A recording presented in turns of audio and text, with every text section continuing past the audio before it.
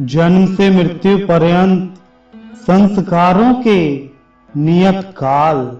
श्री सनक जी कहते हैं, मुनि श्रेष्ठ, अब मैं विशेष रूप से वर्ण और आश्रम संबंधी आचार और विधि का वर्णन करता हूं।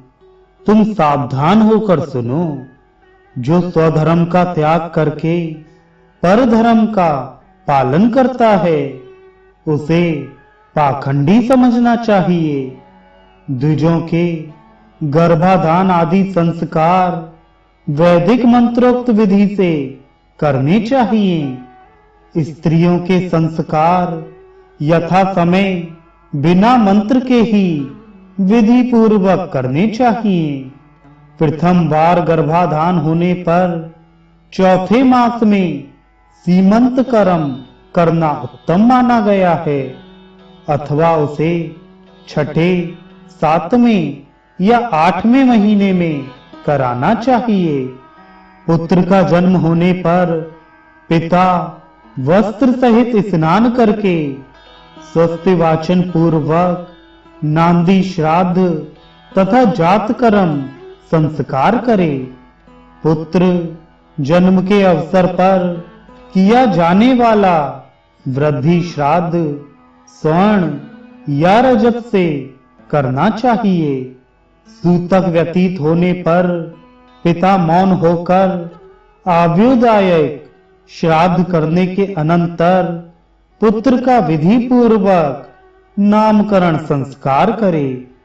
विप्रवर जो स्पष्ट ना हो, जिसका कोई अर्थ ना बनता हो, जिसमें अधिक गुरु अक्षर आते हों, अथवा जिसमें अक्षरों की संख्या विषम होती हो, ऐसा नाम ना रखे।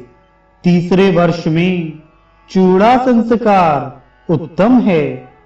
यदि उस समय ना हो तो पांचवें, छठे, सातवें अथवा आठवें वर्ष में भी गृह सूत्र में बताई हुई विधि के अनुसार उसे संपन्न कर लेना चाहिए। गर्भ से आठवें वर्ष में अथवा जन्म से आठवें वर्ष में ब्राह्मण का उपनयन संस्कार करना चाहिए।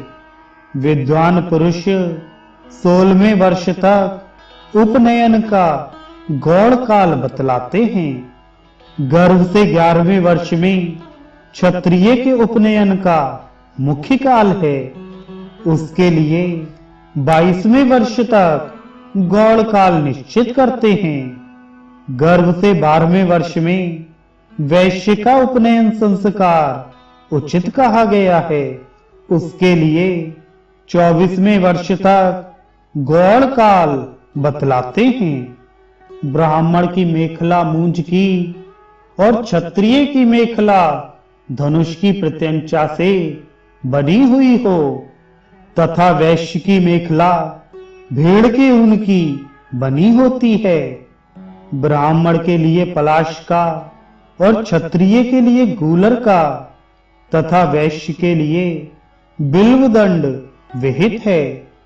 ब्राह्मण का दंड केश तक, क्षत्रिय का ललाट के बराबर और वैश्य के दंड की लंबाई नासिका के अग्रभाग तक की बताई है।